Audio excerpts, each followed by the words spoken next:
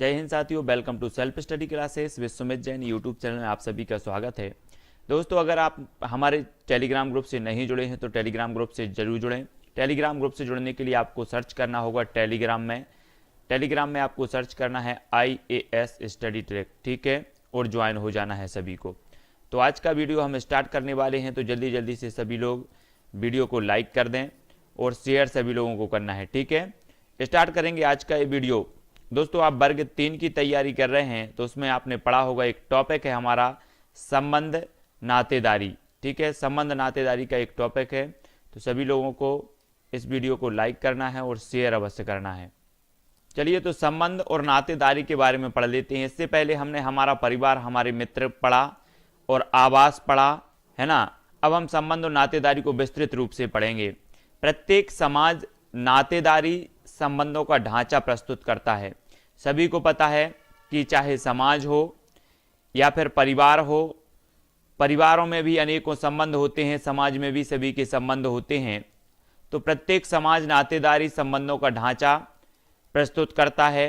अपने नाभिकीय परिवार के बाहर व्यक्ति के द्वितीयक संबंध होते हैं, द्वितीयक एवं तृतीयक संबंध होते हैं। जन्म एवं विवाह क्रम के आधार पर जो परिवार के एक व्यक्ति के संबंध होते हैं वो प्राथमिक संबंध होते हैं, और उसके बाहर जो होते हैं वो द्वितीयक और तृतीयक संबंध होते हैं। हर व्यक्ति के प्राथमिक संबंधी तो उसी नाभिकीय परिवार में पाए जाते हैं, लेकिन उससे बाहर के जो होते हैं वो द्वितीयक और तृतीयक संबंध कहलाते हैं। नातेदारी संस्कृति का वह हिस्सा है जो जन्म और विवाह के आधार पर बने संबंधों एवं संबंध की अवधारणाओं एवं विचारों से संबंधित होता है। नातेदारी संगठन व्यक्तियों के उस समूह को इंगित करता है जो या तो एक दूसरे के रक्त संबंधी होता है या फिर वैवाहिक संबंधी होता है ना। उस संगठन या उस समूह को इंगित करता है नातेदारी जो संबंधित होता है वैवाहिक या फिर एक दूसरे से रक्त के संबंधित होते हैं। जी डंकन मिचेल ने कहा है कि जब हम नातेदारी शब्द का इस्तेमाल करते हैं तो हम लोग रक्त संबंधियों एवं विवाह संबंधियों को संदर्भित कर रहे हैं। रक्त संबंधियों में सामान्यतः उन्हें शामिल किया जाता है जिनके बीच सामूहिक रूप से तथाकथित रक्त का संबंध पाया जाता है। एक परिवार, एक कुटुंब आदि के जो सदस्य हैं वो इससे संबंधित हैं, मतलब रक्त संबंध में पाया जाता है। रक्त संबंधी वह है जिसका या तो उस परिवार में जन्म हुआ है या उसे परिवार द्वारा गोद लिया गया हो, तो रक्त संबंध वो कहलाता है। और ये रक्त संबंधी जो होते हैं, ये प्राथमिक जो संबंध होता है, प्राथमिक संबंध इसे कहा जाता है। क्वेश्चन यहीं से बनेगा, आपसे पूछा जाएगा कि निम्न में से बताइए कौन आपका प्राथमिक संबंधी है। आपको दिए जाएंगे चाचा, मामा, इस प्रकार से 4 विकल्प आपके संबंधियों के दिए जाएंगे और आपको बताना होगा कि जो है निम्न में से हमें प्राथमिक संबंध बताना है। और इसी प्रकार से द्वितीयक और तृतीयक संबंध भी आपसे पूछे जाते हैं। तो प्रश्न ऐसा बन सकता है, जबकि विवाह संबंधी उसे कहते हैं जिसके संबंध का माध्यम विवाह हो। उदाहरण के लिए पिता पुत्र संबंध एक रक्त का संबंध है, जबकि पति पत्नी संबंध एक विवाह का संबंध है। यहां से क्वेश्चन पूछे जाएंगे, निम्न में से बताइए कौन सा रक्त संबंधी है। तो इस प्रकार से पिता पुत्र दिए जाएंगे, पति पत्नी दिए जाएंगे, तो 3-4 विकल्प आपको दिए जाएंगे। आपको बताना होगा कि रक्त संबंधी कौन है, तब आपका उत्तर होगा पिता पित्र। और आपसे पूछा जाएगा कि विवाह संबंधी कौन है, तब आपका उत्तर होगा पति पत्नी, ठीक है। नातेदारी 2 महत्वपूर्ण एवं संबंधित उद्देश्यों की पूर्ति करता है। यह एक पीढ़ी से दूसरी पीढ़ी तक परिस्थिति, प्रतिष्ठा, संपत्ति के हस्तांतरण को संभव बनाता है, ठीक है। आपने देखा होगा कि परिवार, एक परिवार की पीढ़ी दर पीढ़ी जो परिवार है वो बढ़ता जाता है, और जो संपत्ति है, जो संबंध है वो हस्तांतरित ऐसे होते जाते हैं। तो ये जो कहलाते हैं वो रक्त के संबंध कहलाते हैं, जो एक वंश क्रम में जो पीढ़ी दर पीढ़ी बढ़ रहे हैं। कुछ समाजों में प्रभावी सामाजिक समूह के निर्माण को कायम रखने में प्रभावी होता है। नातेदारी व्यवस्था परिवार एवं विवाह जैसी 2 जुड़ी संस्थाओं का प्रतिफल है। नातेदारी व्यवस्था जो है परिवार और विवाह जैसी 2 जुड़ी संस्थाओं का जो है क्या है, प्रतिफल है। और यह जन्म और मृत्यु एवं स्त्री पुरुष के शारीरिक संबंध से जुड़े सामाजिक व्यवहार का नियमन है। मोस्ट इंपॉर्टेंट, नातेदारी एक दूसरे के प्रति अधिकारों तथा कर्तव्यों के बारे में तथा एक दूसरे की अभिरुचियों एवं अपेक्षाओं के बारे में बतलाता है। ज्यादातर समाजों में जहां नातेदारी संबंध महत्वपूर्ण होते हैं, वंशावली तय करने के स्पष्ट नियम होते हैं, वंश कई पीढ़ियों के लोगों को जोड़ता है। सभी को पता होगा कि एक वंशक्रम पाया जाता है, एक परिवार का वंशक्रम पाया जाता है, और आपने सुना होगा कि मेरी कई 7वीं पीढ़ी है, 5वीं पीढ़ी है। तो ये जो वंशक्रम है, ये जो वंश है, कई पीढ़ियों के लोगों को जोड़ता जाता है, और एक कुटुंब, एक परिवार और विभिन्न जो है ये रक्त का संबंध बढ़ता जाता है। वंशावली के आधार पर यह बतलाया जा सकता है कि किस व्यक्ति की उत्पत्ति किस व्यक्ति से हुई है। वंशावली तय करने के कई तरीके होते हैं। एक पक्षीय वंश, माता पिता में से जब केवल एक पक्ष को ही वंशावली में गिनने की प्रथा हो तो उसे एक पक्षीय वंश कहते हैं। इसके भी 2 रूप हैं, वो भी देख लेते हैं, है ना। तो दोस्तों सभी लोगों को विस्तृत अध्ययन करना जरूरी है। व्यापम का लेवल जो है बहुत हार्ड लेवल है। पर्यावरण का हो या फिर बाल विकास का हो, अंदर से क्वेश्चन आपके पूछे जाते हैं। तो पितृवंशीय और मातृवंशीय, द्विवंशीय, ये जो है वंश क्रम के प्रकार होते हैं। इसमें वंश का निर्धारण या गणना केवल पिता या दादा जैसे पुरुष संबंधियों से संबंध स्थापित करके किया जाता है। पितृवंश में पुत्रों के साथ साथ पुत्रियों की गिनती भी की जाती है। वंश पिता या दादा के नाम से जाना जाता है, पिता या दादा के नाम से जाना जाता है। आपसे पूछा जाएगा कि वंश किसके नाम से जाना जाता है, तो आपका उत्तर होने चाहिए पिता या फिर दादा के नाम से जाना जाता है। मातृवंशीय वंश के बारे में, इसमें वंश का निर्धारण माँ या नानी जैसी स्त्री संबंधियों के साथ संबंध स्थापित करके किया जाता है। मातृवंश में पुत्रियों के साथ पुत्र की गिनती भी की जाती है। वंश माता पिता या नानी के नाम से जाना जाता है। द्विवंशीय, यह भी एक पक्षीय वंश है ना। ये एक पक्षीय वंश के जो है उदाहरण हैं, प्रकार हैं। यह भी एक पक्षीय वंश है, ही एक रूप है, मतलब एक पक्षीय वंश का ही एक रूप है जिसमें मातृवंशीय एवं पितृवंशीय के गुण मिले रहते हैं। वंशावली का निर्धारण पिता या माता के एक ही पक्ष के आधार पर किया जाता है, परंतु अलग अलग उद्देश्यों के लिए अलग अलग वंशावली तैयार की जाती है। उदाहरण के लिए अचल संपत्ति के हस्तांतरण के लिए एक पक्ष पिता एवं चल संपत्ति के हस्तांतरण के लिए दूसरा पक्ष माता के साथ संबंध स्थापित कर वंशावली तैयार की जाती है। तो हमने एक पक्षीय जो वंश है उसको देखा कि पितृवंशीय, मातृवंशीय या फिर द्विवंशीय। तो इस प्रकार के जो हो सकते हैं वंश, वो एक पक्षीय वंश के प्रकार हो सकते हैं। देख लेते हैं द्विपक्षीय वंश के।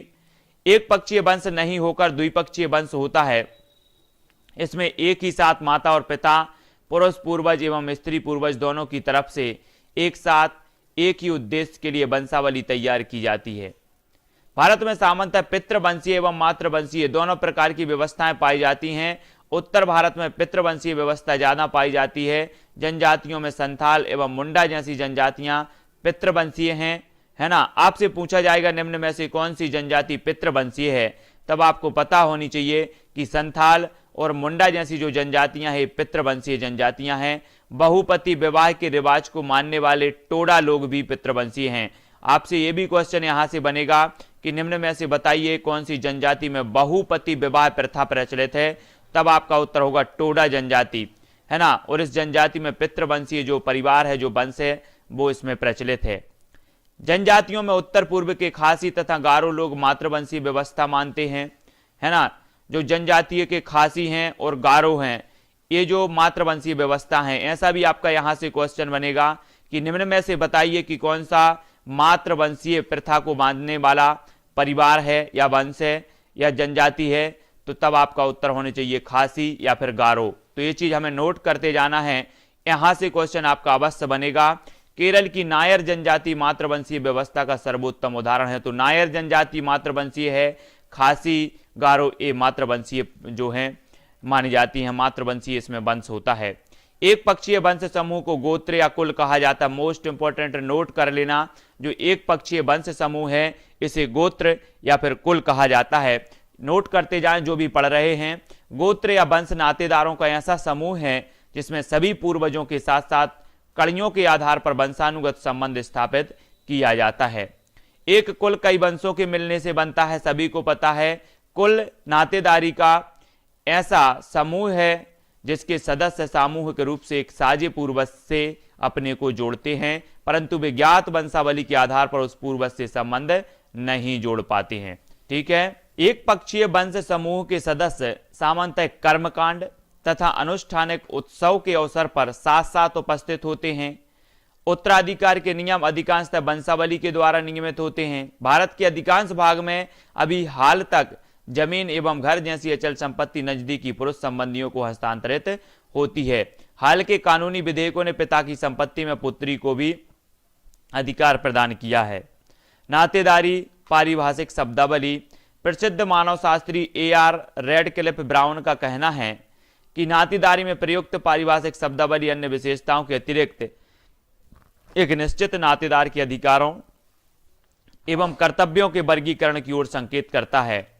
उनके पहले LH मॉर्गन ने कहा था कि नातेदारी शब्दावली हमारे सामाजिक संबंधों के संदर्भ तथा मुहावरे प्रदान करता है। मॉर्गन ने नातेदारी में प्रयुक्त पारिभाषिक शब्दावलियों की दो व्यवस्थाओं की चर्चा की है, एक तो वर्गात्मक और दूसरी वर्णनात्मक। किसने की है? आपसे क्वेश्चन बन जाएगा यहां पर कि मॉर्गन ने नातेदारी में प्रयुक्त पारिभाषिक शब्दावलियों को कितनी व्यवस्थाओं में जो है बांटा है, तो आपका उत्तर होने चाहिए दो व्यवस्थाओं में, यानी कि एक तो वर्गात्मक और दूसरा वर्णनात्मक। वर्गात्मक व्यवस्था में नातेदारी में प्रयुक्त शब्दावली के अंतर्गत एक ही शब्द के द्वारा भिन्न प्रकार की नातेदारी को वर्गीकृत किया या संबोधित किया जाता है। वर्णनात्मक व्यवस्था में हर नातेदारी शब्द केवल एक खास नातेदार एवं खास संबंधी के लिए इस्तेमाल किया जाता है। उदाहरण के लिए मां के भाई को मामा, पिता के भाई को चाचा, पिता की बहन को जो है फूफी या जो है बुआ कहा जाता है, और इसके जो मतलब पति को कहा जाता है फूफा। ठीक है, पिता की बहन के पति को फूफा कहा जाता है, सभी को पता है। ज्यादातर समकालीन समाजों में दोनों प्रकार के वर्गात्मक एवं वर्णनात्मक शब्दों का उपयोग किया जाता है। जो वर्तमान की समाज है, दोनों प्रकार के इन शब्दों का प्रयोग होता है। नाटकीय परिवार के अंदर मां, पिताजी जैसे वर्णात्मक शब्दों का उपयोग किया जाता है। उत्तर भारतीय नातेदारी शब्दावली तुलनात्मक रूप से वर्णनात्मक है। यह व्यक्ति के प्राथमिक संबंधों का वर्णन करता है।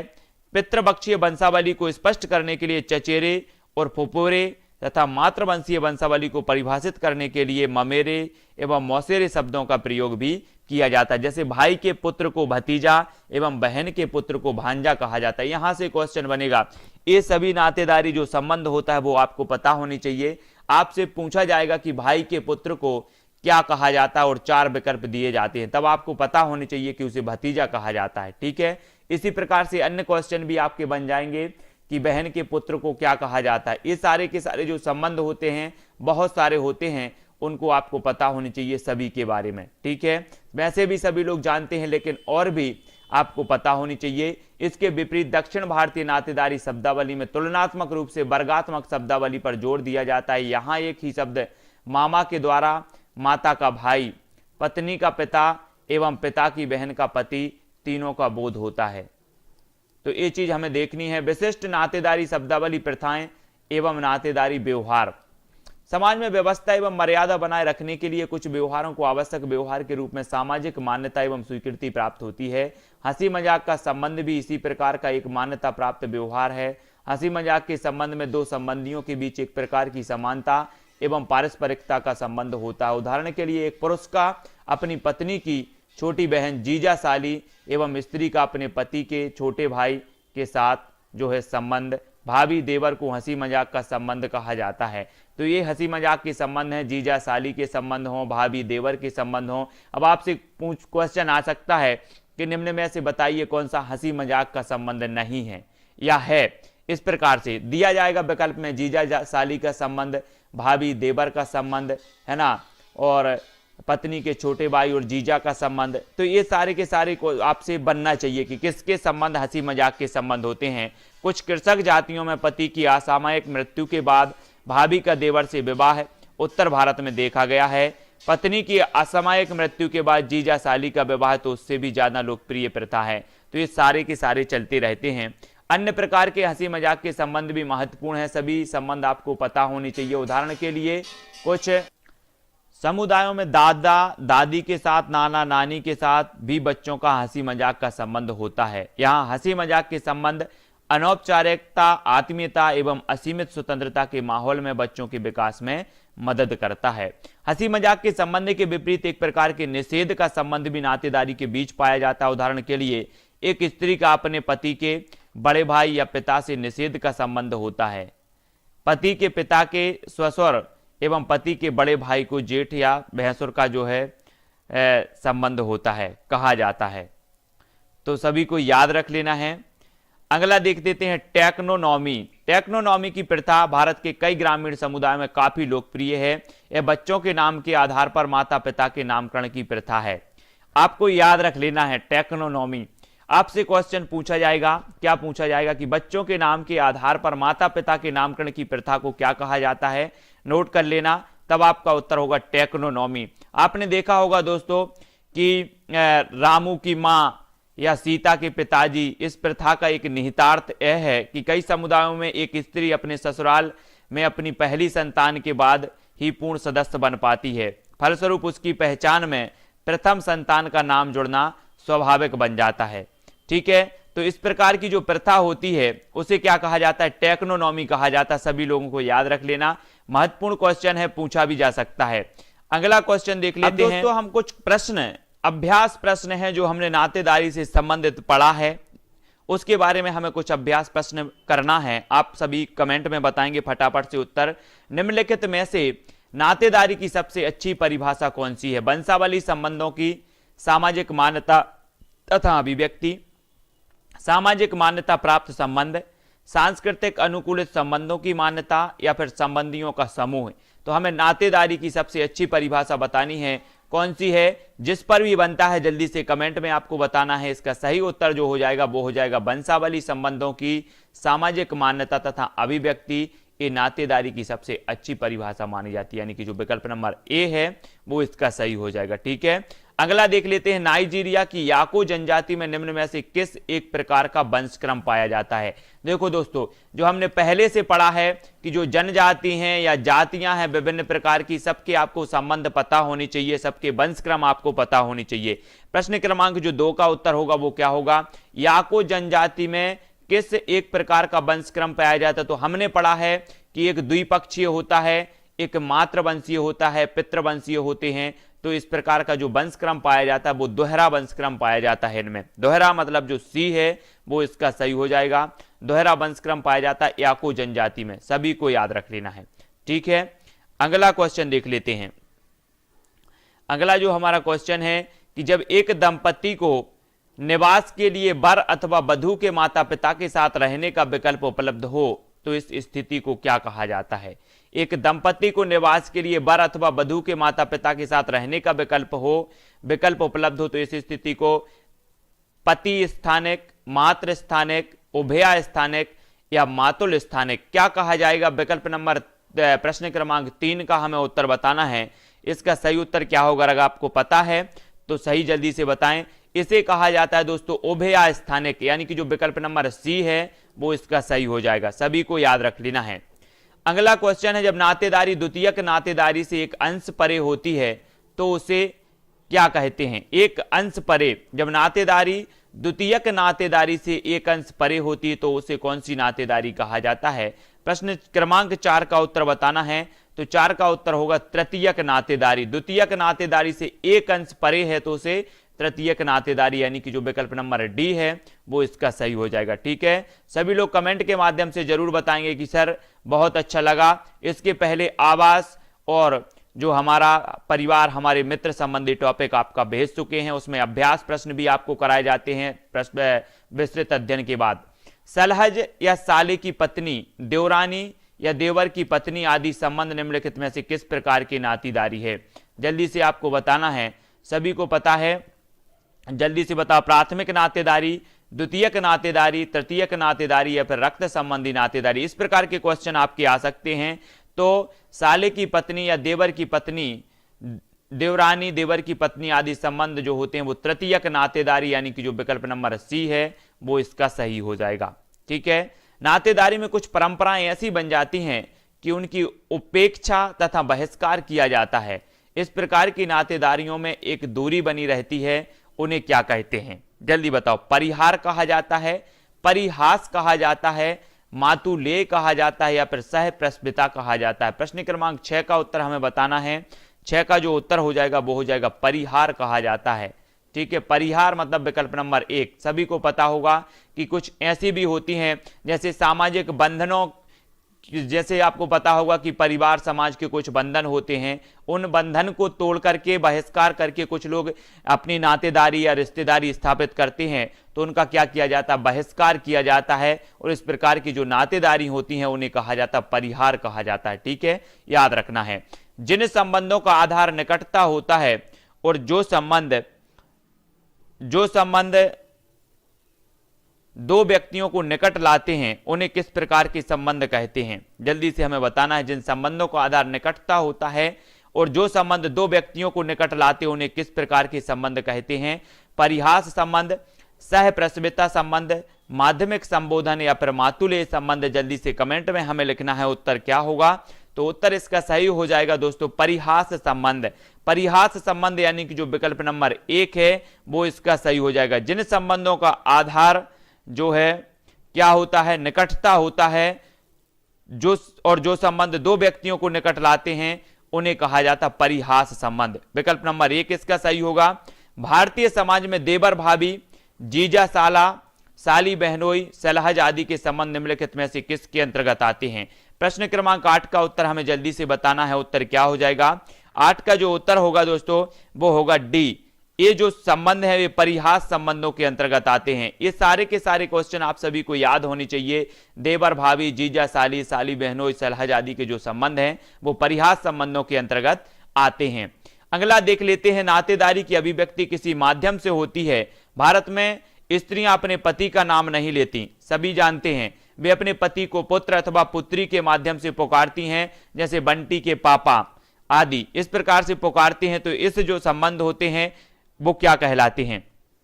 प्रश्न क्रमांक 9 का उत्तर सभी को पता है, सभी लोग जानते हैं, लेकिन ये नहीं पता होता कि ये संबंध क्या कहलाते हैं। जल्दी से बताना है। प्रश्न क्रमांक 9 का हो जाएगा ये संबंध माध्यमिक संबोधन कहलाते, यानी कि जो विकल्प नंबर बी होगा वो इसका सही हो जाएगा। ठीक है, सभी लोग वीडियो को लाइक जरूर करें और शेयर अपने मित्रों तक करना है। और ये जो निरंतर सीरीज है वो आपकी चलती रहेगी। पर्यावरण का पूरा सिलेबस आपका करवाया जाएगा। बाल विकास और भी सारे वीडियो होते हैं। शाम को लाइव क्लास होती है पर्यावरण और बाल विकास की, तो वो जरूर देखें। ठीक है, दोपहर 2:30 बजे बाल विकास की कक्षा होती है, वो जरूर देखें।